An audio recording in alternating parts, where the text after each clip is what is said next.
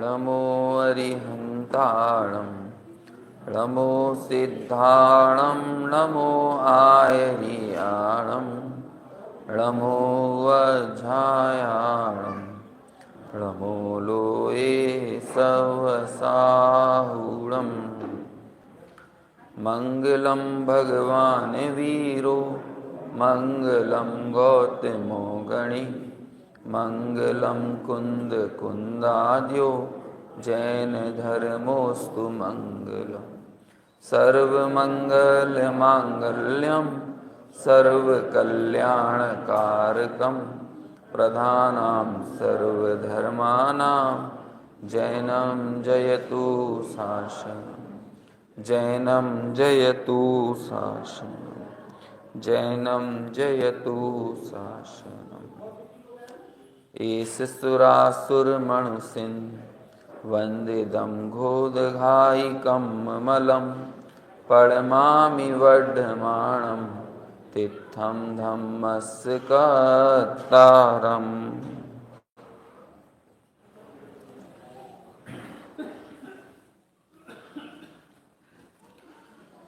प्रवचन सार ग्रंथादिराज जिसकी भक्ति, आराधना, गुणानुवाद निरंतर हम विगत 2.5 दिनों से करते चले आ रहे हैं और साथ ही साथ इस पूरे ग्रंथ के हार्द को, उसके मर्म को समझने का प्रयास कर रहे हैं। गाथा क्रमांक 232 के आधार से इस प्रवचन सार ग्रंथ में श्रुत अभ्यास को लेकर जो आचार्य ने बहुत जोर दिया है कि ना सिर्फ दर्शन मोह के अभाव के लिए बल्कि चारित्र मोह के नाश के लिए भी मुनिराजों के एकाग्रता को बनाए रखने के लिए, उनके रत्नत्रय को साधने में, पदार्थों का निश्चय कराने में आगम के अभ्यास की या आगम के व्यापार की अत्यंत महत्ता है। और इसी महत्ता को इस गाथा में अनेक प्रकार की युक्तियों के माध्यम से भी टीकाकार मुनिराज अमृतचंद्राचार्य ने सिद्ध किया है। कल हमने देखा था एक शब्द प्रधानतर है, तो वो प्रधानतर कहने के पीछे अभिप्राय ये है कि मुनियों के लिए जो प्रधानतम है, उस प्रधानतम दशा की प्राप्ति मुनिराजों को हो सके। और वो प्रधानतम दशा है वे मुनिराज स्वयं परम समाधि में स्थित हो जाएं।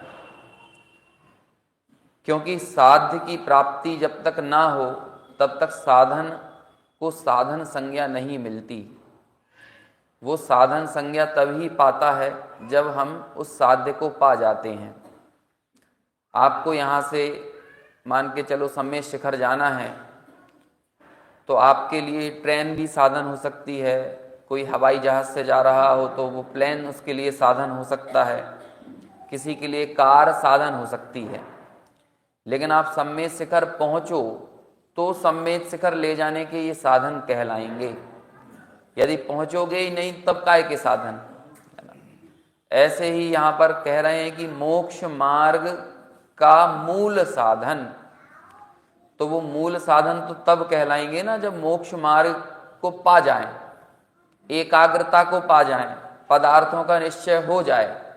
यदि पदार्थों का निश्चय ही ना हो तो फिर कैसे साधन कहलाएगा? उस स्थिति में तो साधन नहीं हो सकते हैं। यही वजह है कि यहाँ इसे प्रधानतर कहा, और प्रधानतम तो वो परम समाधि की प्राप्ति है। ये बात हम सबको भी अपने अपने यथा योग्य जीवन में सर्वत्र लागू करना चाहिए। हमारे लिए भक्ति भी धर्म का साधन है, लेकिन धर्म की प्राप्ति हो तब साधन है।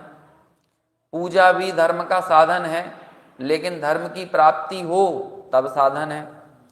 स्वाध्याय भी धर्म का साधन है, लेकिन वो धर्म की प्राप्ति हो तब साधन है। और धर्म क्या है? सदृष्टि ज्ञान वृत्तानि धर्मम धर्मेश्वरा विदु, कि सम्यक दर्शन, सम्यक ज्ञान, सम्यक चारित्र ये धर्म है ना। रयणतयम च धर्मम, कार्तिकेय अनुप्रेक्षा में धर्म की कुछ परिभाषाएं आती हैं, तो उसमें एक पद है रत्नत्रय, वो धर्म है। तो ये रत्नत्रय प्रकट होना और रत्नत्रय बने रहना, ये ही वो धर्म है। यदि ये धर्म की प्राप्ति होती है, उस स्थिति में आगम हमारे लिए साधन कहने में आता है। और यदि नहीं हो प्राप्ति, तब वो साधन संज्ञा आखिर कैसे प्राप्त कर सकता है। इसलिए वो प्रधानतम दशा, परम समाधि की दशा मुनिराज के जीवन में प्रकट हो, सब कुछ उसके लिए है। शुद्धात्मा की साधना के लिए ही उन्होंने अपने आप को झोंक रखा है। संयम भी उसके लिए है और शरीर भी उसके लिए है। जिस काल में शुद्धात्मा की साधना में संयम बाधा बनने लगे, तब तो वो संयम की भी महत्ता नहीं रह जाएगी। और संयम को संभालने में शरीर बाधा बनने लगे, तो फिर वो शरीर भी क्या होता है, वो संभालने योग्य नहीं होता। देखो, हम और आपके जीवन में और मुनिराजों के जीवन में एक बड़ा मूलभूत बेसिक अंतर है। हम लोगों का संयम भी शरीर के लिए है, लेकिन मुनिराजों का शरीर संयम के लिए है ना। हम आप में से भी कई लोग होते हैं कि कहते हैं सुबह से कुछ नहीं खाएंगे, है ना, या फास्ट, आज बहुत कल चलन चल पड़ा है फास्टिंग करने का। तो क्यों फास्टिंग कर रहे हैं? शरीर के लिए कर रहे हैं फास्टिंग, कि थोड़ा वजन बढ़ गया है या फिर थोड़ा सा कोलेस्ट्रॉल बढ़ गया है। आज तो डॉक्टरों का वो है ना, उनके ही निमित्त से ही ये पूरा, मतलब इसके आयोजक हैं एक तरह से हम कह सकते हैं आज की पूजा विधान के। तो वे तो बहुत अच्छे से इस बात को समझ सकते हैं। वे भी बहुत सारी डाइटिंग वगैरह सब बताते हैं ना, तो उनका भी तो संयम हो ही रहा है, ये नहीं खाना है, वो नहीं खाना है। आजकल ऐसा रखा जाता है, जो जिम विम वाले लोग होते हैं ना, वो ऐसा बताते हैं कि तुम्हें 1 महीने तक बिल्कुल पूड़ी, पराठा, तली हुई, भुनी हुई कोई चीज नहीं खाना है। लेकिन वो लोग भी कहते हैं एक दिन तुम्हारे लिए चीट डे है, चीट डे है ना। चीट समझते हैं ना, कि अपने आप को एक दिन तुम धोखा दे सकते हो। मतलब एक दिन तुम पूड़ी, पराठे और जो भी तली भुनी चीजें हैं वो खा सकते हो। अब वो 29 दिन तक कसरत करता है, लेकिन उसके दिमाग में वो 30वां दिन पड़ा रहता है ना। जिस दिन वो चीट करेगा कि 29 दिन तक तो अपना कोलेस्ट्रॉल बर्न करेगा, है ना, अपना फैट बर्न करेगा, और फिर वो 30वें दिन क्या करेगा, उस दिन वो खाएगा, खींच के खाएगा, है ना। बिल्कुल उसे ये बोलेंगे कि जैसे कहानी हौज होती है ना, क्या बोलते हैं उसे, गाय वाय बंद कर देते थे। अब वो 2-4 दिन यदि बंद रहें और फिर उसके बाद उनको छोड़ दिया जाए, तो फिर वो कैसी लपटती हैं, चारे के ऊपर, भोजन के ऊपर, घास के ऊपर। बहुत हद तक वैसी वृत्ति 10 लक्षण के बाद अपने आप ही दिखती है। मतलब बड़ी विडंबनापूर्ण है। ऐसा मैं एक बार मुंबई गया, तो वहां पे पता चला कि यहाँ पूरे बॉम्बे में रेस्टोरेंट का बिजनेस ठप हो जाता है 18 दिनों में। इनकी जो अर्निंग है होटल रेस्टोरेंट वालों की, ये समझ लो कि 60-70% तक घट जाती है। लेकिन कहते हैं अरे मैंने, ये तो बड़ी, इन लोगों को बड़ा दुख होता होगा इस बात का। कह रहे नहीं, कुछ दुख नहीं होता है, 18 दिन बाद 150 गुना बढ़ जाती है। 18 दिन समझ रहे हो, 8 दिन श्वेतांबर पर्यूषण के और 10 दिन दिगंबरों के। तो वो 18 दिन तक मुंबई में ये होता है, और फिर बाद में वो 18 दिन बाद ऐसे लपक पड़ते हैं समझ लो, है ना, उसी भोजन के ऊपर, रेस्टोरेंटों में। तो फिर अब आप विचार करो कि अब 18 दिन तक वो संयम किया, तो कुछ दिखना तो चाहिए 19वें दिन। 10 लक्षण में आपने पानी गिरता है, तो पानी बंद होने के बाद भी मिट्टी की महक इस बात की सूचना देती है कि यहां पर बरसात हुई है। और हमारे जीवन में यदि धर्म आराधन संयम के कुछ पर्व निकलते हैं, कुछ ऐसे आयोजन जाते हैं, तो वो आयोजन पूर्ण होने के बाद भी हमारे जीवन से वो महक निकलना चाहिए ना, कि हम ऐसा धर्म आराधन करके आए हैं। और यदि नहीं निकलेगी तो फिर कैसे बता सकते हैं कि भाई आपके जीवन में कोई ऐसी धर्म की बरसात हुई थी। तो हमारे यहाँ जो दिखता है हम और आप में, क्योंकि रुचि पड़ी है देह की, तो इसलिए यदि हम नहीं खाएं, नहीं पिए, है ना, डॉक्टर्स यदि मना कर दें कि अभी तुमको 7 बजे के बाद नहीं खाना है, खाने और सोने के बीच में 4-5 घंटे का गैप रखना है, तो तुरंत एकदम मान लेता है उन बातों को, है ना। क्यों मान लेता है? क्योंकि भैया शरीर की परवाह बहुत है ना, फिक्र है बहुत, गहराई से उसके भीतर में निज बुद्धि पड़ी हुई है। लेकिन यही यदि हम मुनिराजों के जीवन को देखें तो उनका संयम शरीर के लिए नहीं है, बल्कि शरीर संयम के लिए है। लोक में ऐसा होता है, कोई फैक्ट्री वगैरह में कर्मचारी काम करते हो तो उन कर्मचारियों से कहते हैं ना, अब काम तो है नहीं फैक्ट्री में, काम तो है 5 लोगों का और भर रखे हैं 50 लोग, तो 50 लोगों को सैलरी दी जाएगी जबकि उतनी अर्निंग ही नहीं हो रही हो। तो लोग में ऐसा कहते हैं ना, भैया काम के लिए आदमी है कि आदमी के लिए काम है? समझ में आ रहा है ना? यदि काम होगा तो आदमी होंगे। मान के चलो किसी का दो घर का कमरा हो, है ना, और 9 नौकर लगा रखे हैं झाड़ू पोंछा करने के लिए, तो ऐसा हो सकता है क्या? कमरा ही 2 घर का है, कहां पोंछा लगाएगा? 2 घर के कमरे में 2 नौकर लगोगे तो भी समझ में आती है, लेकिन 9-9 10-10 नौकर हो तो क्या करेंगे? जब काम ही नहीं है तो आदमी की भीड़ क्यों रखेंगे? वो आदमी अपने आप में एक लायबिलिटी बन जाएंगे। जितनी लायबिलिटी वो काम नहीं है, मतलब जितनी जिम्मेदारी उस काम की नहीं है, उससे बड़ी जिम्मेदारी वो आदमियों की बन गई। अब इन्हें खिलाओ पिलाओ, रखो, तनख्वाह बांटो, सब चीजें करो। तो जगत में भी भैया अब कोई आदमी मच मच करने लगे ज्यादा कि नहीं तुम्हें तो हमें काम पे रखना ही पड़ेगा, तो कहते हैं भैया तुम जाओ, है ना। जब काम ही नहीं है तो ऐसे आदमियों की क्या जरूरत है? काम के लिए तो है। ऐसे मुनिराजों के लिए ये पूरा देह काम के लिए है, और वो काम उनका है संयम। और वो संयम किसके लिए है? शुद्ध आत्मा की साधना के लिए है, परम समाधि की प्राप्ति के लिए है, स्वसंवेदन के लिए है। ऐसे स्वसंवेदन की प्राप्ति उनकी प्रधानतम चर्या है, और उस प्रधानतम चर्या तक ले जाने का साधन क्या है? आगम की चेष्टा, आगम में व्यापार, ये उनके लिए प्रधानतर है। देखो अब आगे मैं इसे पढ़ता हूं, प्रधानतर के बाद वाली एक बार और गाथा बोल लेते हैं अपन सब, बार बार बोलेंगे तो थोड़ी जबान पे चढ़ेगी। एयगदो समणो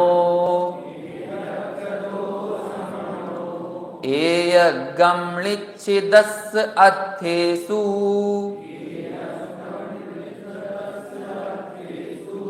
णिच्छित्ति आगमदो आगम चिट्ठा तदो जिट्ठा।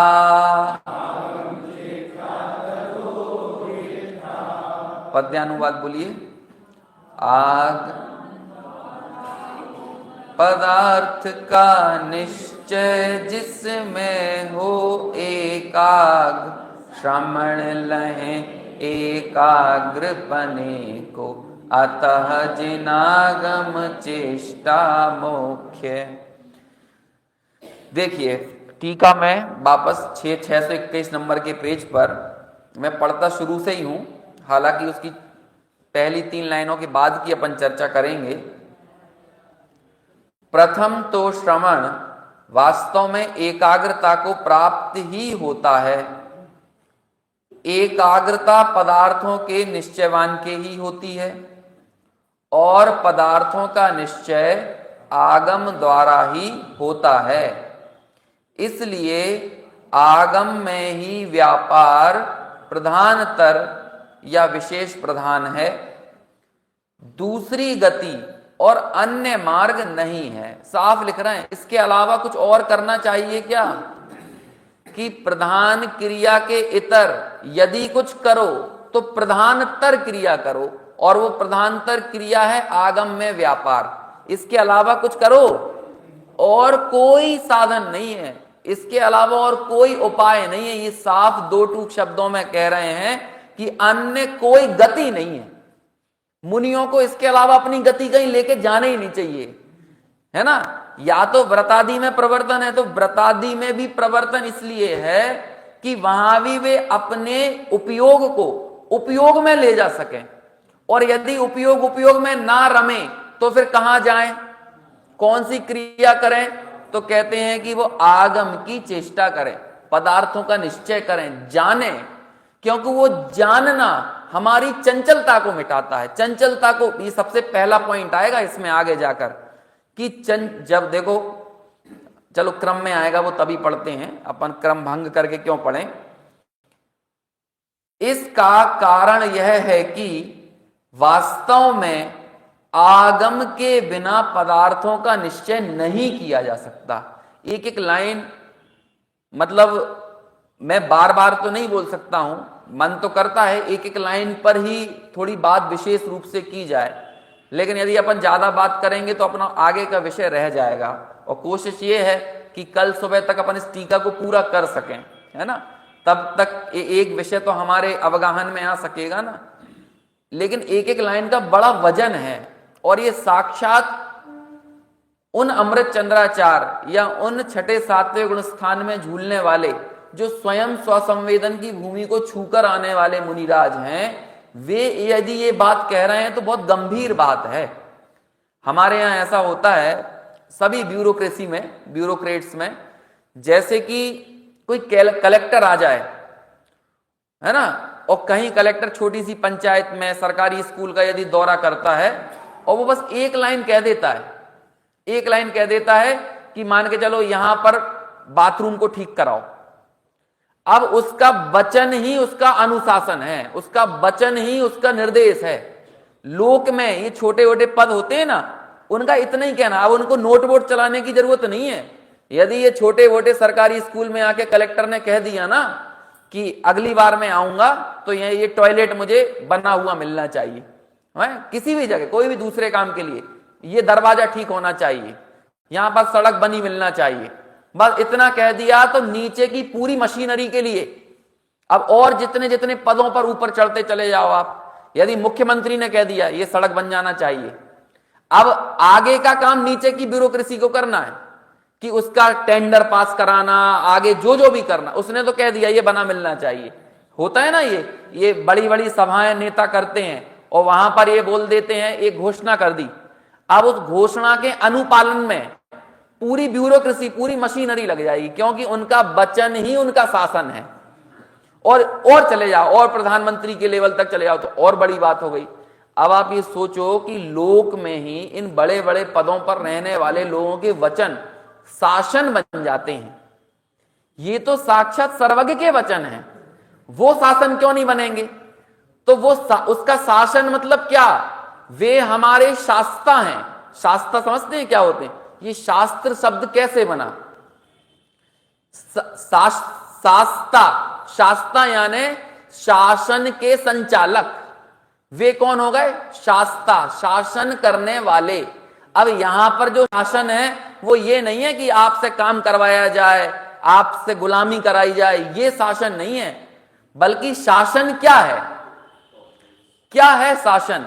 अरे शासन वो है कि जीवन में आनंद की वृद्धि हो, हम सबके जीवन में आनंद की वृद्धि हो। हम लोगों के, लेकिन हम लोगों की जो क्या कहें, दिमाग का जो मैकेनिज्म है ना, इस पंचम काल में लोगों का बड़ी उल्टी दिशा में जा रहा है। हम लोगों को गुलामी करना हमारे आनंद की वजह लगती है। और जैसे किसी से बोलो ना, जैसे कि अभी भैया बोल रहे हैं कि भैया कल से स्वाध्याय में आना, अब हमें मालूम है कि नहीं आएंगे अधिकांश लोग, है ना, इसमें से 50% तो मान के ही चल रहे हैं कि गिर जाएंगे। हालांकि आप लोग मेरे इन वाणी को गलत साबित करें, मैं ये चाहता हूं, है ना, आप आओ। लेकिन यदि कोई नहीं आए, अब भैया यदि 7-8 दिन बाद उससे मिलें और 7-8 दिन बाद सामने वाले से कहें भैया तुम आते ही नहीं हो, है तुम्हें इतना प्रेरित किया गया, सब कुछ किया गया, तब मालूम आप क्या कहोगे? किस चीज का महिमा मंडन और बखान करोगे? आप क्या करें, दुकानें ही 9 बजे बंद करते हैं, दुकान से ही नहीं आ पाते, शटर गिराते गिराते 9:30 बज जाते हैं, है ना, या रात के समय हम ऑफिस से छूटते हैं, घर पहुंचते पहुंचते इतना टाइम लग जाता है। तो गुलामी का महिमा मंडन क्यों कर रहे हो?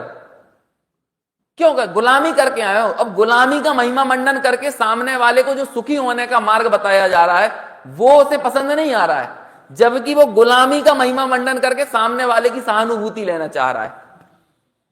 यही तो कर रहे हैं ना, सहानुभूति तो लेना चाह रहे हो आप। इतनी सारी 10-20 समस्याएं बता दोगे कि भैया भी बोल देंगे चलो ठीक है जब समय मिले आ जाना। वो भी ये कह देंगे आपसे। मतलब आप ये विचार करो कि हमें सहानुभूति की जितनी कद्र है ना, स्वानुभूति की उतनी कद्र नहीं है। समझ में आया? उतनी स्वानुभूति की कोई को परवाह नहीं है। अब मुझे कई बार ये लगता है, मेरे दिमाग में बहुत समय से ये विचार चलता था, लेकिन उसका समाधान अभी 15 दिन पहले हुआ है ना। मुझे ये लगता था कि लोग बाग क्यों, इस पंचम काल के लोग, इनका क्या ऐसा दिमागी फितूर है, या पूरे क्या कहें, क्या उसके लिए प्रॉपर वर्ड में यूज करूं, कलेक्टिव अनट्रुथ, सामूहिक असत्य इतना हमारे जीवन में बढ़ गया है कि वो असत्य इतना सामूहिक है कि वो हमें सत्य लगने लगा है। अब वो क्या है कि गुलामी का महिमा मंडन, लोग बिल्ला लटका लटका के घूमते हैं, इन्फोसिस, रिलायंस, टीसीएस। तो भैया ये बिल्ला काय की निशानी है? बिल्ला समझते हो, बैच आइडेंटिटी कार्ड है ना, वही है ना। यहाँ पे टी शर्टों पे भी लिखा रहता है वही, फलानी जगह पे हम गुलाम हैं, है ना। और आप उस चीज का महिमा मंडन कर रहे हैं और बड़े गर्व के साथ यहाँ पर एकदम लटकाएगा, दिखना चाहिए रिलायंस में हूं, टीसीएस में हूं, और अब यहाँ पे लोकल जो बड़ी बड़ी कंपनियां है वहां का लेके चलो, सब अपने अपने लेवल पर। तो हो क्या, तुम्हें तो हम भगवान बता रहे हैं और तुम्हें गुलाम रहने में मजा आ रहा है। तो ये होता क्यों है, ऐसा हो क्यों रहा है? मुझे दिमाग में बड़ा प्रश्न चलता था कि लोग आखिर इसी चीज को क्यों इतना ज्यादा एग्जरेट करके बताते हैं। फेसबुक पर अपडेट करेंगे, है ना, एम्प्लॉय इन फलानी जगह, है ना, लेफ्ट जॉब, है ना, या फिर क्या कहते हैं ज्वाइन जॉब। इस चीज को इतना प्रचारित करें। अरे नौकर बनने के लिए इतना ज्यादा प्रचारित क्यों कर रहे हो? आजीविका, ये हमारे पंचम काल में दुख का प्रतीक है कि आपको आजीविका के लिए इतनी मशक्कत करना पड़ती है। ये गर्व का प्रतीक नहीं है कि आपको 8-8, 10-10, 12-12 घंटे लगे रहना पड़ता है, तब जाकर आपका जीवन चलता है, आपकी ईएमआई निकलती हैं, आपके घर बनते हैं, आपका भोजन चलता है। गर्व की बात नहीं है, ये हीन पुण्य वाले लोग हो। यदि अच्छे पुण्य वाले होते तो नहीं करना पड़ता ये सब। लेकिन चलो ठीक है, करना पड़ रहा है तो पड़ रहा है, लेकिन उसको महिमा मंडन क्यों कर रहे हो? सवाल ये खड़ा होता है, ये सवाल है मेन। तो मैंने अभी सर्वा सिद्धि पढ़ रहा था, है ना, तो उसमें एक जगह पर यह प्रश्न आया कि ये असुर कुमार जाति के जो देव होते हैं, इन्हें क्या दिमाग में सूझती है कि ये दूसरे तीसरे नरक तक जाकर नारकियों को लड़ाते हैं।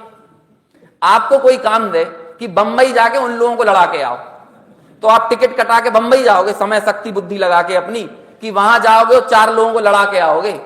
अब ये अच्छे वाले भवनवासी देव ऊपर रह रहे हैं, लेकिन इनके दिमाग में क्या ऐसा फितूर है कि जिसके कारण इनको इतने नीचे नीचे तक जाते हैं और वहां जाके नारकियों को लड़ाते हैं? क्यों करते हैं? और कोई काम नहीं है, यही काम है उनका।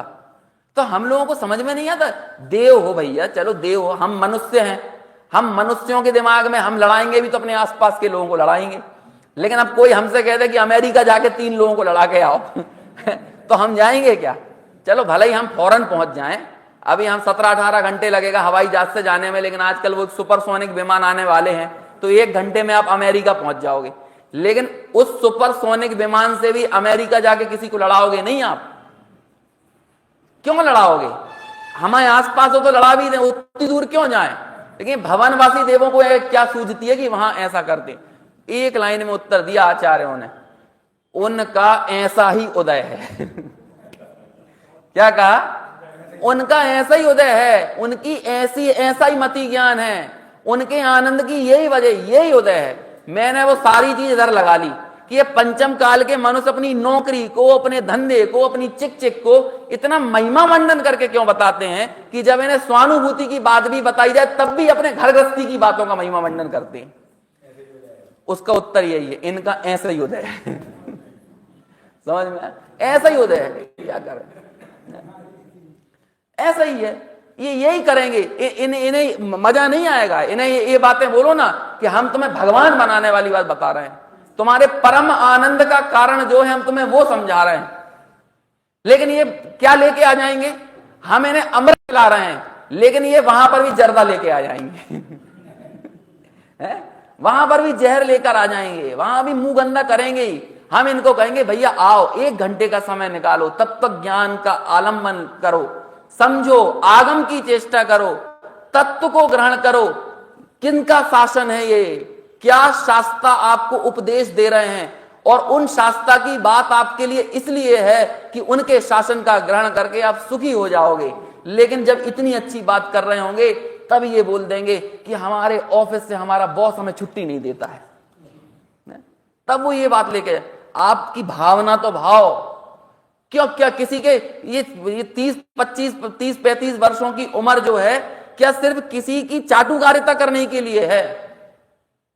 अरे हम कह रहे हैं न्याय नीति से आजीविका का संचालन करो, सब कुछ करो, लेकिन उसके चक्कर में इससे इतना बड़ा कॉम्प्रोमाइज कैसे करते हैं कि हमारा दिन का दिन निकल जाता है और एक क्षण के लिए भी पूरे दिन में हमारे कानों में तत्व ज्ञान की बात नहीं पड़ती है। ये बात चीज हमें विचलित नहीं करती है। हम भगवान के सामने बोल देते हैं, हम बोल देते हैं, बस क्या बोलते बोलते चीजें रट जाती हैं और हमें कुछ फर्क ही नहीं पड़ता। तुम बिन मैं व्याकुल भयो जैसे जल बिन मीन, मालूम भी है बोल तो दिया, लेकिन समझ में आ रही है क्या बोल दिया है? पैर खुजाते खुजाते बोल दिया, इधर उधर देखते देखते बोल दिया, तुम बिन मैं व्याकुल भयो जैसे जल बिन मीन, बोल दिया। देखा है जल के बिना मीन को तड़पते हुए, देखा है?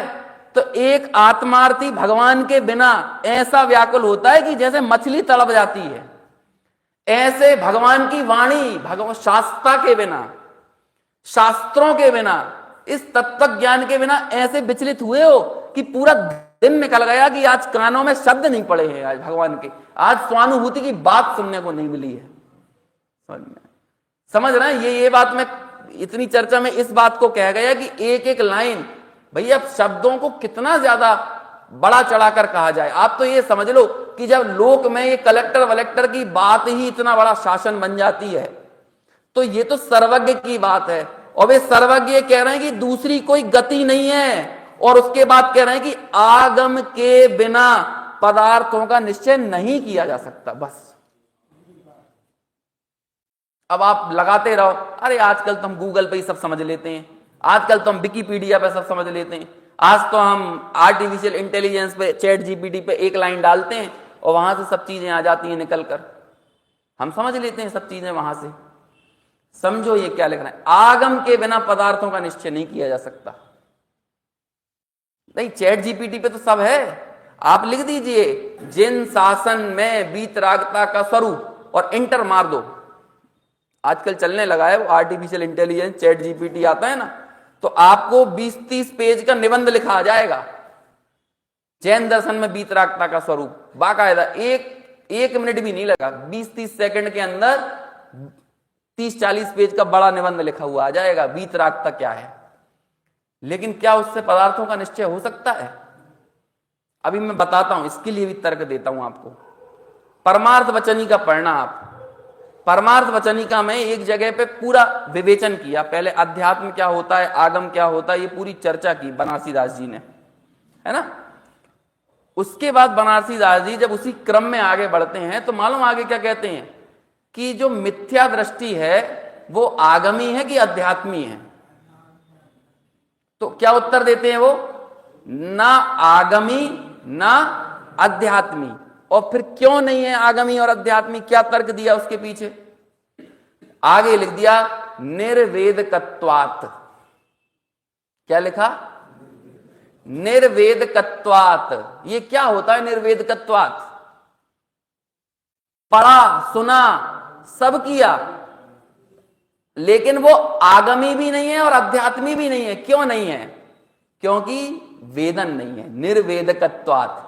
अब इसको समझो, जैसे यहां पर आप मुझे बताओ सबसे अच्छे से ये चर्चा कौन सुन रहा है, जो बिल्कुल ऐसा का ऐसा इस प्रवचन के बाद सुना दे, बिल्कुल कॉमा फुल स्टॉप के साथ जो सुना दे। कौन है ऐसा, बताओ कौन सुना सकता है आप में से इस पूरी सभा में कोई बैठा हुआ? एक लाइन भी इधर की उधर नहीं होना चाहिए, एक कॉमा एक फुल स्टॉप भी यहां नहीं होना चाहिए, उतार चढ़ाव वही का वही रहना चाहिए। कौन सुना सकता है कोई? है ना ये मोबाइल है ये। लेकिन अब मुझे आंसर दो, ये आगमी की अध्यात्मी? बताओ, आगे का शब्द जोड़ दो यहां पर। ये ना आगमी ना अध्यात्मी, क्योंकि निर्वेदकत्वात्। समझ में आया? कोई वेदन नहीं है। ऐसे ही जिस चैट जीपीटी से आप पूरा का पूरा आंसर ले लेते हो, वो चैट जीपीटी आगमी की अध्यात्मी? वो गूगल आगमी की अध्यात्मी? वो विकिपीडिया आगमी की अध्यात्मी? कुछ नहीं। क्यों? निर्वेदकत्वात्। इसलिए बीच के किन्हीं का कोई शासन नहीं होता। शासन होता है तो किनका होता है? केवली का, सर्वज्ञ का। और उन सर्वज्ञ, तीन तरह के वक्ता कहें, बस तीन ही वक्ता होते हैं, कोई चौथा वौथा वक्ता नहीं होता है जिन शासन में। सब है, ये तत्वा सूत्र की आप टीकाओं में देखोगे तो मिलेगा। एक तो मूल वक्ता अरहंत देव हैं, केवली भगवान, वो मूल वक्ता हैं। दूसरे उन्हीं केवली की परंपरा में जो श्रुत केवली होते हैं वो वक्ता है। और तीसरे उन केवली श्रुत केवली की परंपरा में उनकी ही बात आगे बढ़ाने वाले अन्य आरातीय आचार्य वो वक्ता हैं। बस ये तीन वक्ता हैं। और इन तीन वक्ताओं की बात ही शासन है। और वो शासन, वो शास्ता, वो हमें ये बात कह रहे हैं कि वास्तव में आगम के बिना पदार्थों का निश्चय नहीं होता। अरे हमें जाना कहां है? हमें जाना, हमें निष्कर्ष क्या निकालना है? इन्फ्रेंस निकालना है ना इस गाथा का। वो क्या निकलेगा? आगम चेष्टा तदो जेठा। आगम की चेष्टा के लिए आपको प्रेरित करना है, तो वहां तक जाने से पहले एक एक लाइन का उतना ही वजन हमें रखना है।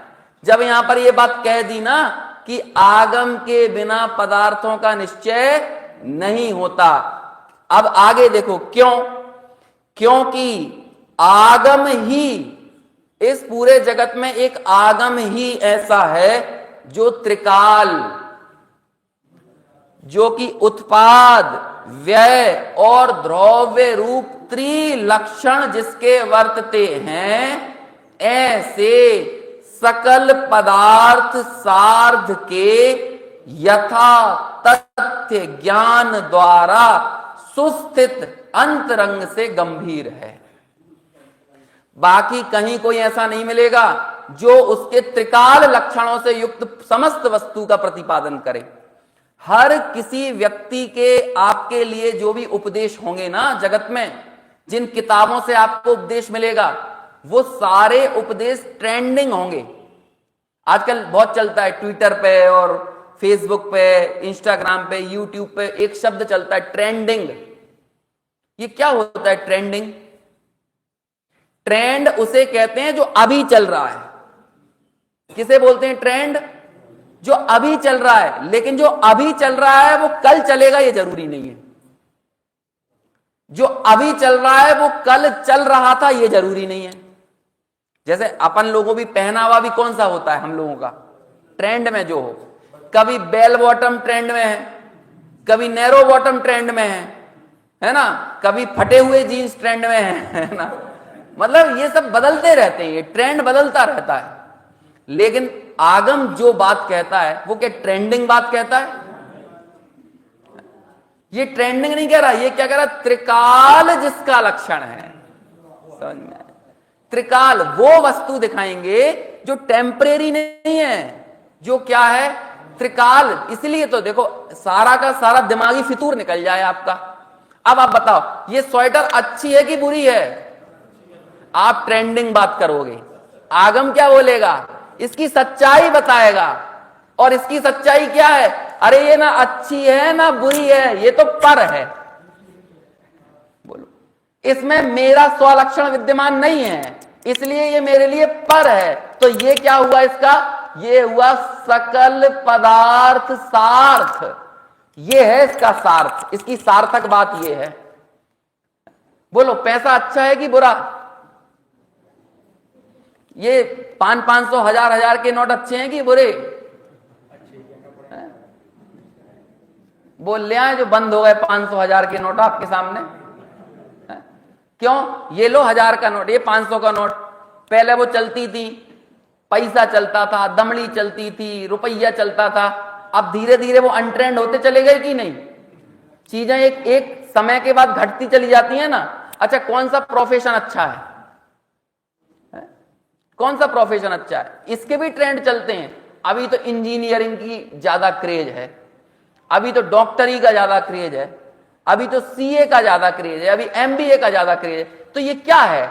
तुम एक बात नहीं कह पा रहे हो जो कि सब हमेशा त्रिकाल में एक जैसी हो। तुम्हें यदि कहना हो, बोलो क्या धंधा अच्छा कि नौकरी अच्छी? बताओ। नौकरी वाले धंधे वालों को अच्छा बोल रहे हैं, धंधे वाले नौकरी वालों को अच्छा बोल रहे हैं, लेकिन दोनों अपनी समस्याएं बता रहे हैं, लेकिन दोनों अपनी समस्याओं में मग्न हैं। वो डॉक्टर साहब की एक पूजा में आता है ना, मैं व्यस्त त्रस्त अभ्यस्त रहा। मैं किसमें व्यस्त हूं? मैं त्रस्त रहने में व्यस्त हूं, और इतना व्यस्त हूं कि वो त्रस्त रहने का अभ्यस्त हो गया हूं। ये हो गया, छोड़ते भी नहीं बनता। रोज सुबह ये क्या कहते हैं, नौकरी करने जाते हैं लोग, बिल्कुल सज धज के, टाई वाई लगा के, कपड़े वपड़े अच्छे पहन के, है ना, बिना क्रीज वाली शर्ट पहन के जाते हैं, और शाम तक ऐसा लगता है कि कहां फंस गए हैं, कब तक नौकरी। घर आएंगे जब नौकरी करके 8-9 घंटे के बाद, तो अपनी पत्नी पर चिल्लाएंगे, हैं ये तो तुम लोगों के चक्कर है मुझे नौकरी करना पड़ता है, नहीं तो मैं तो आज छोड़ दूं, ये तो बच्चों के चक्कर में, इनके चक्कर में, अपने लिए थोड़ी कर रहा हूं मैं तो तुम सबके लिए कर रहा हूं। नहीं तो कौन ये 4 बातें सुने? ऐसे टाई झुंझलाएगा, ऐसा फेंकेगा, मोजे उतारेगा तो इधर फेंकेगा, शर्ट उतारेगा तो कहीं फेंकेगा, है ना, बिल्कुल ऐसा फेंकेगा, और रोज कहेगा नहीं करना नौकरी, नहीं करना नौकरी, ऐसा बोलेगा। अगले दिन फिर सुबह उठेगा, नहाएगा, क्रीम पोतेगा, कंघी करेगा, फिर तैयार होगा, फिर टाई बांधेगा, चेहरे पे मुस्कान लाएगा, और फिर चला जाएगा। और ऐसा कब तक करेगा? जब तक सरकार उसको बंद नहीं करवा देगी। अपने से तो नहीं छोड़ेगा कभी भी। ये व्यस्त त्रस्त अभ्यस्त रहा। ये महिलाएं भी यही करती हैं, पुरुषों की सुन लिया आपने, है? रोज किचन, रोज रोटी, रोज ये, रोज बर्तन, रोज फलाना, रोज की चिंता है, रोज क्या बनाओ, क्या करो, रोज सब्जी बिनो, रोज, है ना, रोज ये करो, और रोज कुड़कुड़ा के शाम को सो जाएंगी, है ना, और अगले दिन सुबह उठेंगी फिर वही चालू। और 3-4 दिन के लिए यदि बीमार हो जाएं, कहीं बाहर चली जाएं, काम करने ना मिले, तब भी छटपटाने लगेंगे। होता है कि नहीं? कोरोना के काल में सब लोग पहले हमें तो घर रहने मिल जाए, घर रहने मिल जाए। जब कोरोना में घर रहने मिल गया तो आदमी भागने को होने लगा। अब भागने मिल जाए, भाग मतलब बाहर जाने मिल जाए, मौत की कीमत पे भी बाहर निकलता था। समझ में आया? कुछ तय ही नहीं है कि आखिर तुझे करना क्या है। क्या जिंदगी भर ऐसी कंफ्यूजन में बना रहेगा? ये द्वंद्व मिटेगा कि नहीं मिटेगा? भगवान के सामने खड़े होकर अपन बोलते हैं कि हे भगवान, जब हम पहले अपने सारे दुखों का वर्णन कर दिया भगवान से, और फिर बोलते हैं तुमको बिन जाने जो कलेश, पाए सो तुम जानत जिनेश। और फिर आगे फिर सब बता दिया, पशु नारक नर सुरगति मंजार भाव धर धर मर्यो अनंत बार। और अब काल लब्धि बल ते दयाल, तुम दर्शन पाए भयो खुशाल। अब देखो आगे क्या कह रहे हैं, मिटी सकल द्वंद्व, है ना, क्या कह दिया आगे? अब मेरे सारे द्वंद्व, ये कंफ्यूजन मिट गया। ये लोक में कहते थे कौन सी चीज अच्छी, कौन सी चीज ट्रेंडिंग, है ना, कि क्या करें, कौन सा प्रोफेशन चुने, ये वाली बात आएगी आगे के पैराग्राफ में। निश्चय करने के, निश्चय किसी विषय का निश्चय करने से डवाडोल चित्त चंचलता को प्राप्त होता है। ये इसमें आगे लिखा हुआ है अगले पैराग्राफ में। लेकिन मैं उस द्वंद्व तक जाने से पहले बता रहा हूं कि हम लोग कितने द्वंद्व में जी रहे हैं। और ये शास्ता मतलब शास्त्र के रचनाकार जो सर्वज्ञ की परंपरा को हम तक लेकर आए हैं, उन मुनिराजों ने हमारे उन सारे द्वंद्वों को मिटाने के लिए ये निधि हमारे सामने प्रस्तुत की है कि तुम्हें निश्चय हो सके भाई, नहीं तो मर जाओगे और निश्चय नहीं होगा आखिर दम तक। तुम आखिर दम तक ये लिख के नहीं जा पाओगे कि आखिर राइट क्या कहते हैं, राइट पर्सपेक्टिव क्या है, सही विचारधारा क्या है, टंकोत्कीर्ण विचारधारा क्या है, ये बता नहीं पाओगे।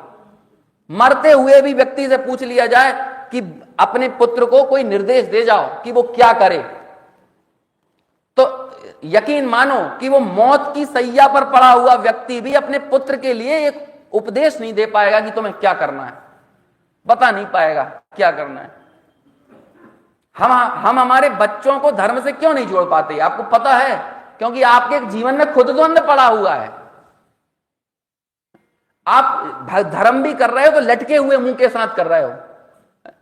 अब आपके जीवन में आपके चेहरों की प्रसन्नता ये बताना चाहिए कि भोगों की प्रसन्नता से कई गुना ज्यादा प्रसन्नता तत्व के विचार करने में है, तत्व के निर्णय करने में है। जब आपकी वो प्रसन्नता और आपकी वो चमक, आपका कॉन्फिडेंस सामने वाला देखेगा ना, तब धर्म से जुड़ेगा।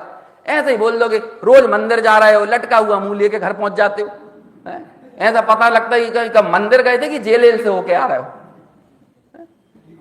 बिना आनंद के काम मत करो, जबरदस्ती की पद्धति बुद्धि से काम मत करो, डर डर के काम मत करो, समझ के काम करो, निश्चय से काम करो। तत्व से भी जुड़ो तो समझ के जुड़ो। ये क्या, ये बना रखी परिपाटी, जैसे यहां पर पागल हुए जा रहे हो, यदि कहीं और धर्म में होते वहां हुए जा रहे होते। कोई आश्चर्य की बात नहीं है। वो जो दुनिया भर के 20 चैनलों पे 22 बाबा प्रवचन कर रहे हैं ना, वहां पर आप घुस जाते, वहां पर भीड़ बढ़ा रहे होते। भीड़ नहीं बढ़ाना है। यहां पे निर्णय करो, ठोस निर्णय करो, तत्व ज्ञान के बल पर अपने निर्णय को पुख्ता करो, निर्मलता लेकर आओ तत्व विचार करने में। और उसका निश्चय करने का एकमात्र तरीका है आगम। ये दो टूक शब्दों में कह रहे हैं कि वो कैसे होता है कि आगम के बिना पदार्थों का निश्चय नहीं किया जा सकता, आपका द्वंद्व नहीं मिटेगा। अब वो भगवान के सामने आके कह रहा है, भगवान प्रश्न है आपसे, बोलो भगवान दर्शन करने से क्या लाभ होता है? अरे हे भगवान, जब मैं दुकान पर बैठता हूं ना 6-7 घंटे, और जब वो एकदम खरखरे नोट मेरे तिजोरी में आते हैं, तो उस काल में मुझे ऐसा लगता है कि प्रभु मजा तो कहीं ना कहीं यही है मजा। लेकिन उसी समय जब मैं नोट गिन रहा होता हूं ना, तो मन की एक ऐसी कोई चिंगारी उठती है जो ये भी बोलती है, क्या वाकई में यहां मजा है? तो ये यहां मजा है कि नहीं है, मजा है कि नहीं है, ये मेरा द्वंद्व है। लेकिन प्रभु, जब शाम को आपका दर्शन करने पहुंचता हूं और आपको देखता हूं, तो आपको देखकर ये द्वंद्व मेरा चला जाता है कि नोट में मजा है कि कहीं और मजा है। वो मिट गया वो द्वंद्व। पता चलता है आपको देखकर कि ये बाहर में भोगों में घुसने में ये तो मेरे दुख की ही निशानी है। अभी हम पढ़ रहे थे, शुभ परिणाम अधिकार की गाथाओं के अर्थ पढ़ रहे थे। ये सुर और असुर भोगों में क्यों लगते हैं, इस प्रश्न का उत्तर दो। क्यों इतना भोग रहे हैं? क्योंकि दुखी हैं, सीधी सी बात है। आपने यहां पर घर से कुछ पुराना बचा हुआ खाना लेकर आए, क्योंकि ताजा तो खिलाओगे नहीं किसी दूसरे को, है ना। तो सुबह का खाना यहां लेकर आए। स्टेशनों पर बेचारे बैठे हुए कुछ बच्चे अच्छे ऐसे सब लोग थे, कमजोर आर्थिक रूप से, और वहां पर आपने खाना पटक दिया उनके सामने, चावल रख दिए, रोटी रख दी, और वो ऐसे खा रहे हैं एकदम ऐसे। तो क्यों, इससे आप क्या निष्कर्ष निकालोगे? क्या निष्कर्ष निकालोगे? वो चाट के ऐसे बिल्कुल खा रहा है, चावल खा रहा है, रोटी खा रहा है एकदम, है ना, और जल्दी जल्दी खा रहा है, सांस भी नहीं ले रहा है। क्या निष्कर्ष निकालोगे? भूख से दुखी है। क्या निष्कर्ष निकालोगे? जितना ज्यादा वो लिपटेगा ना उस पदार्थ से, उतना ज्यादा आप निष्कर्ष निकालोगे उतना ज्यादा दुखी है। ऐसे ही ये देखो, पागल हुआ जा रहा फिल्म देखने के लिए, डंडे पड़ रहे हैं। आजकल तो ऑनलाइन बुकिंग हो जाती है, पहले लाइनों में लगता था, और वहां पर लाइन में लगकर फर्स्ट डे फर्स्ट शो, अरे फिल्म देखना, नई फिल्म रिलीज हुई है। ये क्या काय की निशानी है? दुखी है बेचारा, ये मरा जा रहा है फिल्म देखने के लिए, मरा जा रहा है टीवी देखने के लिए, पागल हुआ जा रहा है होटल रेस्टोरेंटों में खाना खाने के लिए। लगा लो आप जितना लगाना, नहीं मैं कितना बताऊं मैं उसको, लगा लो ये जितना। ये सुख का प्रतीक नहीं है, ये दुख का प्रतीक है। जितनी गहराई से आप भोगों में घुसते हो, ये आपके दुख को दर्शाता है, ये आपके सुख को नहीं दर्शाता है। इसे आचार्य ने लिखा उसी 83 नंबर की गाथा की टीका में, जो मैं कल बोल रहा था, दग्ध इंद्रियों के वश अद्वैत में द्वैत करता है। ये दग्ध इंद्रियां क्या होती हैं? जली हुई इंद्रियां क्या हैं? जली हुई आंखें, जले हुई जवान, तृष्ण, ये रसना, जले हुए कान, ये क्या है दग्ध इंद्रियां? बहुत दिन से कोई अच्छा गाना नहीं सुना, सुनाओ तो सही। बहुत दिनों से कोई अच्छी फिल्म, बहुत स्पाइसी खाना नहीं खाया, बहुत दिनों से कोई अच्छी रसमलाई नहीं बनाई, दाल बाटी नहीं बनाई है। ये जो भी चीजें अपन खा रहे हैं, बोलो बताओ, लौकी की सब्जी खाना धर्म है कि आलू की सब्जी खाना है? बोलो क्या है? अरे भाई साहब, आसक्ति का स्तर दोनों में ही हो सकता है। एक में अत्यंत तीव्र है, अत्यंत ग्रद्ध है कि हिंसा के बीच में भी आप भक्षण कर रहे हो, तो अत्यंत हिंसा के बीच में भी आप रस का आनंद उठा रहे हो, वो तो आपकी ग्रद्धता की पराकाष्ठा है। लेकिन जिस काल में लौकी में भी यदि एकदम ऐसे ही आसक्ति के साथ खा रहे हो, तो ये भी आपके अनासक्त स्वभाव से आपको दूर कर रहा है। धर्म तो वो भी नहीं है। एक क्रिया को छोड़ देना, दूसरी क्रिया को पकड़ लेना, इसमें कोई धर्म नहीं है। ये सब हमारे अनिश्चय को दर्शाता है कि हम कुछ समझे नहीं है, चीजों को पकड़ा नहीं है। और चूंकि निश्चय नहीं हुआ है, तो हमारे पास जो आनंद आना चाहिए आगम के बल पर, वो आनंद प्रकट होता हुआ देखते नहीं है। पद्धति बुद्धि से चीजें चलती रहती हैं, बस वैसे ही क्रियाएं करते चले जाते हैं। तो ये तर्क दिया कि ये विषयों में क्यों घुस रहे हैं ये देव, क्योंकि दुखी हैं बेचारे। ये बोलो, ये कौन कहेगा? ये कौन कहेगा? ये तो उस परम समाधि की दशा को, स्वसंवेदन को चखने वाले मुनिराज हमें मिले सर्वज्ञ की परंपरा में, जो ये बात कह रहे हैं। नहीं तो दुनिया भर में तो यही कहा जा रहा है, धर्म इसी से चल रहा है। समझो, जैन दर्शन में और अन्य दर्शनों की धार्मिक मान्यताओं का बेसिक अंतर यदि कुछ है तो क्या है? दुनिया भर में असाता को साता में बदलने का नाम धर्म है। लेकिन जिन शासन में असाता के उदय में भी ज्ञाता का स्मरण रहे और साता के उदय में भी ज्ञाता का ध्यान रहे, इसका नाम धर्म है। समझ में? नहीं तो सब जगह यही चलेगा, आपकी प्रतिकूलता आ जाए, अनुकूलताएं आ जाए। और हम लोगों को भी ये दुर्भाग्य है कि जिन शासन में भी भगवान की मार्केटिंग करने के लिए आपको ये करना पड़ा है। समझ में आया कि फलानी जगह पर तिजारा जाओगे तो घर में ऐसा हो जाएगा, रोग दूर हो जाएगा, दरिद्रता चली जाएगी, बाल बच्चे हो जाएंगे। यदि भगवान को भी आपको मार्केटिंग करने के लिए इन वस्तुओं से जोड़ना पड़ रहा है, ये हमारे निश्चय की कमी है। निश्चय मतलब पदार्थों का निश्चय नहीं है, आगम अभ्यास की कमी है, स्वाध्याय की कमी है। और जब तक ये निर्णय नहीं होगा, आप बता नहीं पाओगे। कभी आपके यहां भी यही होगा, जैसे लोक में चलता है ना, कभी फलाने बाबा ट्रेंड में है, कभी कोई और बाबा ट्रेंड में है। हमारे यहां भी यही चलने लगेगा। कभी पारसनाथ ट्रेंड में होंगे, कभी महावीर ट्रेंड में हो जाएंगे, अभी मुनि सुब्रतनाथ चल रहे हैं है?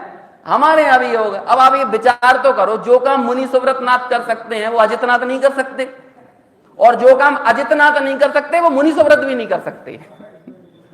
समझ में आया है? वो भी नहीं कर सकते। आप इसमें भी क्या भेद डालकर बैठे हो भाई साहब? अब समझ ही नहीं पा रहे हैं। ये विचारो तो सही, भगवान का स्वरूप ही हमें ख्याल में नहीं है, धर्म का स्वरूप नहीं है, देव का नहीं है, गुरु का नहीं है, शास्त्र का नहीं है। ये अनिश्चय में डमाडोल स्थिति है। और ऐसी डमाडोल स्थिति के साथ हम चिंता कर रहे हैं कि बच्चों को धर्म नहीं आ रहा है, बच्चे मंदिर नहीं आ रहे। अरे तुम आ रहे हो तो तुमने निश्चय कर लिया क्या? ये बताओ। बिना आगम अभ्यास के आप भी नहीं कर पाओगे। ये द्वंद्व दूर नहीं होगा तो भगवान के सामने आने से क्या फायदा हुआ? मिटी सकल द्वंद्व, मेरे सारे द्वंद्व मिट गए प्रभु।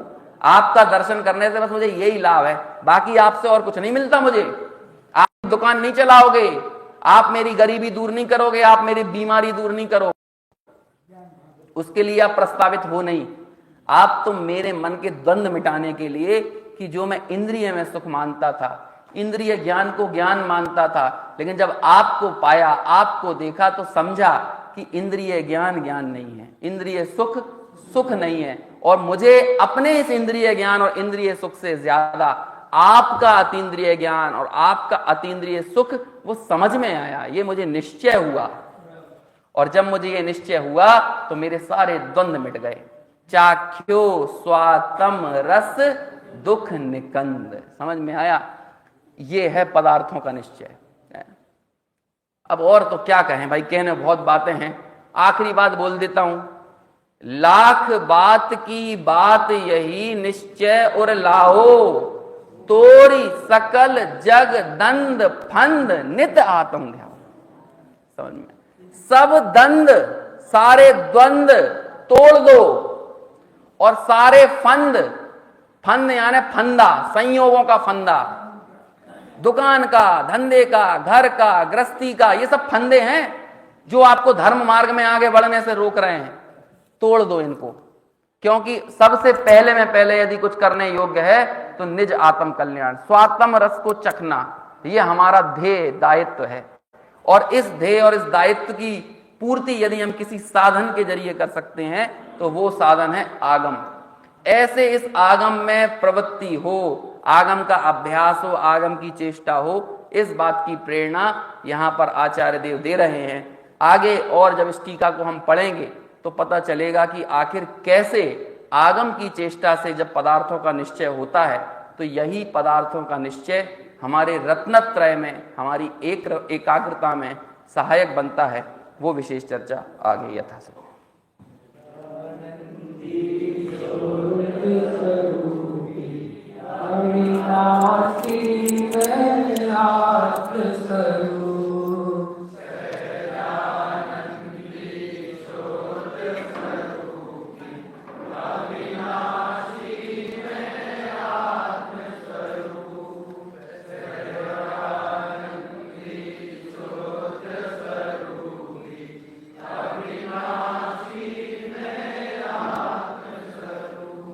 अज्ञान से दुख, सम्यक ज्ञान से सुख होता है और सम्यक ज्ञान की प्राप्ति जिनवाणी के स्वाध्याय से होती है।